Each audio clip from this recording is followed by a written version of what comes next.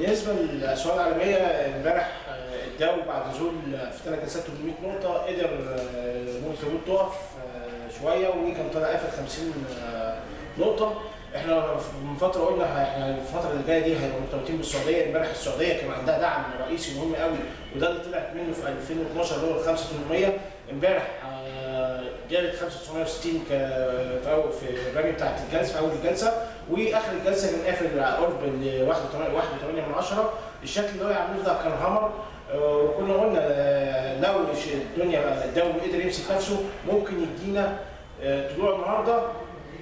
الصين فاتحه يعني مستقره الى حد ما عند مستويات الدعم بتاعتها اللي هي منطقه الدعم من 2850 لل 3000، لكن المشكله البترول بيعمل جهات جديده البرنت 30.5، فبالتالي دبي 2% تحت، العالم كله مش مستقر. مورجان ستانلي طلع توصيه على سوق امريكا بيع سيل رول امبارح. فانا شايف الدنيا صعبه جدا بالرغم من قرارات امبارح. قرارات البنك المركزي طلع قرارات كتيره امبارح لسه احنا بنقراها معظمها ايجابيه، لكن برضو العالم كله حوالينا احنا مش هينفع نمشي لوحدينا. برضو كنا قلنا الفتره اللي فاتت احنا اللي ممكن يعمل معانا بومينج ويدينا تفاؤل موضوع ان هو يحصل تعويم للجنيه او تخفيض قيمه الجنيه الفتره اللي جايه. من الواضح كده ممكن القرار ده يتاخر شويه او ما يتاخدش دلوقتي لسبب واحد، الاحتياطي القرار ده عشان يتاخد لازم الاحتياطي شايفه لازم ما بين 20 ل 25 مليار عشان يبقى هو يقدر يخفض ويوفر، لكن لو خفض وما وفرش ما عملش حاجه السوق السوداء هيبقى في فرق برضه بعد التخفيض. فنخلي بالنا الفتره اللي جايه ديت خالص. وامبارح احنا قلنا اي صعود بنشوفه في السوق يا ريت نستغله في البيع وقفل المراكز. معظم الاسهم احنا دي الطلعه اللي احنا كنا عايزينها وحققت وبدات نفقد منها، فبلاش نفقدها كلها لغايه ما نشوف ايه اللي هيحصل. ما بنقولش ان السوق هينزل يجيب 6300 او هيكسرها، الله اعلم، لكن انا بقول في اشارات بدات تقول تدينا علامات اسفهام، بدات انذارات كتيره وقلنا عليها من الجلسه بتاعت الاربع اللي قبل اللي فات ان الورق الكبير لما وقف وجاب التربيطات بتاعته زي مصر الجديده ومدينه نصر والتجاري قلنا وقعدنا جلستين ثلاثه مش عارفين نكمل في الطلوع، فقلنا لا دي خلي بالنا انذار. والناس قالت لا ده ال 70 هيبدا يتحرك، قلنا مفيش تاكيد ان ال 70 هيقدر يفوق ال 30 دلوقتي. ما حدش يجي يتوقع ان ال 30 هينزل في جلستين ورا بعض 2% في 2%، والله اعلم اللي هيحصل النهارده. وتيجي تقول لي اصل قطاع الغاز كان طالع امبارح، نيجي نشوف قطاع الغاز لازم نشوف الخبر اللي طلع امبارح ان في مكتب متفقين الحكومه متفق معاه هيعمل اعاده هيكله 16 شركه 16 حكوميه تبع قطاع الغاز في قطاع الغاز. حضرتك احنا ما عندناش في البورصه ولا شركه حكوميه مقيده غير بوليفارا وليها الحكومه ليها 16%. بس الناس ممكن يبقى في مضاربين يستغلوا الخبر على الشرطات الورقه جباره، بس انا بقول حسن السوق وحسن الضاع، اللي عاوز يخش في حاجات زي كده باجزاء بسيطه جدا بنشوف حديد والصلب عمل الشغل، بس بعد كده نزل تشوف نزلتها بتبقى صعبه جدا ازاي. القطاع الشحن يومين ثلاثه وبينزل، لكن قصه ان ال 70 يكمل زي ما حصل في 2018 لغايه دلوقتي مفيش تاكيد للموضوع دوت. فيا ريت يعني اي اختلاف لو حصلت النهارده تاني نحاول نخفف ونشوف ايه اللي هيحصل. مش معنى كده بنقول ان السوق هيقع، احنا بنقول الدنيا معتمه، الدنيا مش واضحه، وزي ما احنا قلنا المؤشر اللي قال لنا من شهر 11 من نص 11 من 19 11 ان السوق فيه قوه شرائيه فعاله، الاي جي اكس 20. اي جي اكس 20 عمل القمه بتاعته يوم 29 12 عند ال 727 وكان عنده القمه عند ال 750 وال30 عملها بعدها بجلستين عند يوم 3 1 عند ال 707 تقريبا طبعا عند ال 707.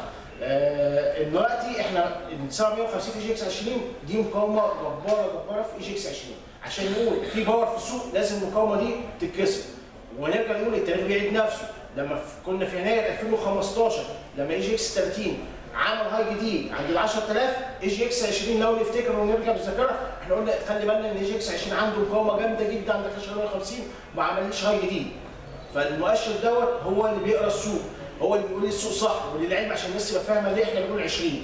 اي جي اكس 20 الميزه اللي فيه ان مفيش سهم بياخد اكتر من 10% من الوزن النسبي، بيجيبوا الاسهم او بيختاروا الاسهم بناء عليه، بيجيبوا كل سهم الاسهم المنفذه مش اجمالي اسهم الشركه ويضربوها في متوسط الاغلاق ويرتبوها ويجيبوا اعلى ويرتبوا من اعلى للاقل. بعد كده يختاروا الشركات اللي الفري فلوت بتاعها 15 ما يقلش عن 15%. فعشان كده هو بيديني فعلا الاسهم ان هي يبقى فيها سيوله وحقيقيه، ماليش دعوه بالقيمه السوقيه. ال 30 بياخد كل اسهم الشركه ويضربها، انا ماليش دعوه، انا بجيب المنفذ. ولازم عنده شرط يبقى فتره المراجعه بتاعته 6 شهور، ولازم الشركه تكون على الاقل منفذه 50% من المده بتاعت ال6 شهور ديت. فعشان كده بقول اي جي اكس 20 اوقع مؤشر في السوق. فنخلي بالنا هو الوقت قافل عند 6631. الدعم اللي جاي 6267. البوتوم اللي هو عامله اللي هو يوازي 6300 في اي جي اكس 30 كانت 654. والريزيستنس بتاعتنا المقاومه الاساسيه بتاعتنا 750. وللعلم ال 654 اللي هو طلع منها دي توازي تقريبا 5200 في اي جي اكس 30. عشان نشوف برضه، عشان الناس تبقى فاهمه ان هو فعلا ال 30 كان متكتف عشان التجار. وما تيجي نشوف التجار السوق كله صحح بنسب متفاوته كبيره جدا، ما عدا التجار كل اللي نشوف تصحيحه ما يكملش 12%. فنخلي بالنا الفتره الجايه لو التجار عندك دعم مهم جدا عند 35 ونص، احنا في قرب امبارح. معظم الاسهم قافله عند دعوم كويسه. جلسه السعوديه كانت قافله كويسه، المشكله النهارده ان البترول ودبي لو السعوديه فتحت وقدرت تمتص تطلع في بدايه الجلسه ممكن نشوف طلوع حلو.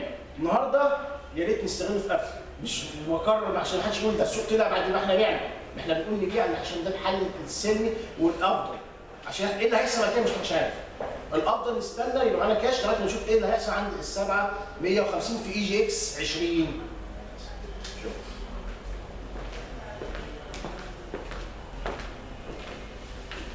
بسم الله الرحمن الرحيم.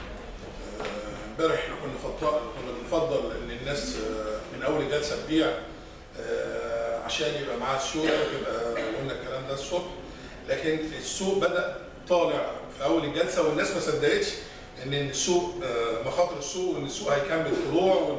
وبدات الموجه بتاعت الناس العملاء انا سامعهم يقولوا ان السوق هيكمل ويطلع ومش عارف ايه، وبداوا يخشوا يشتروا في اسهم كثيره. لكن حسن السوق ولا حسن البضاعه زي ما بنقول.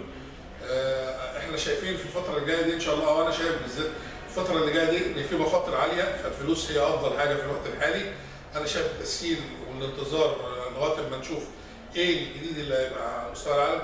سبحان الله، يعني الدوره زي ما قلت امبارح الدوره بتاعتنا بتاعت الصعود جت مع دوره كساد الحلب.